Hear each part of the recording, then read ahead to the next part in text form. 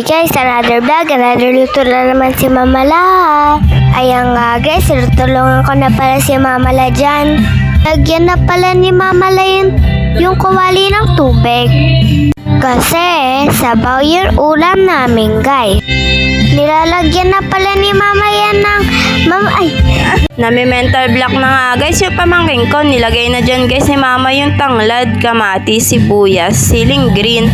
Tapos nilagyan niya na din ng asin. Ayan, tinakpan niya na nga guys. Ang bilis no, kumukulo na agad siya guys. Wow! Tapos nilagay na ni Mama dyan yung mga isda guys. Kasi papakuluan niya na yan.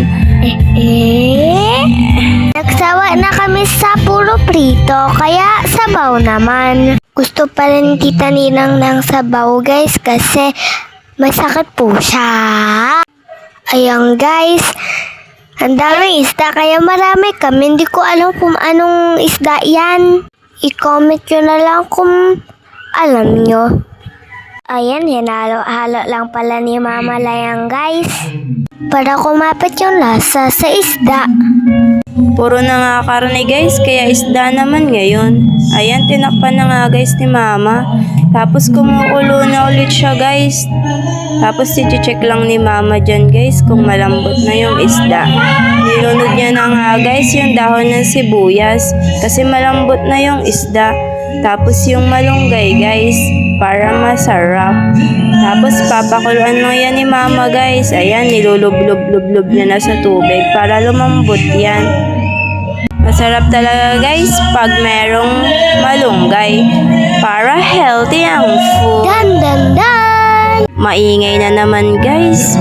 Tapos ayan, may bata pang nanonood, nakikisilip sa niluluto ni Mama guys. Favorite niya kasi yung sabaw. Tapos nilagyan na ni Mama ng magic sarap. Di siya umaalis dyan guys hanggat di tinatakpan ni Mama yung niluluto niya. Mamaya maraming makakain yung batuta na yan. Ayan guys, hinahalo nga lang pala dyan ni Mama hanggang kumulo. Tapos yan, kumukulo-kulo na siya guys. Tapos aantayin lang yan ni Mama. Ayan, tinakpan niya na ulit guys. Wow! Wow, kumulo na agad guys. Titikman lang ni Mama kung okay na ba yung lasa. Tapos kakain na naman guys. Mapapasarap na naman yung kain namin kasi sabaw. Wow! Pag mga gantong may nararamdaman guys, ang sarap talaga umigop ng sabaw para pagpawisan. Tapos yan guys, hindi pa okay kay Mama yung lasa kaya dinagdagan niya ng asin.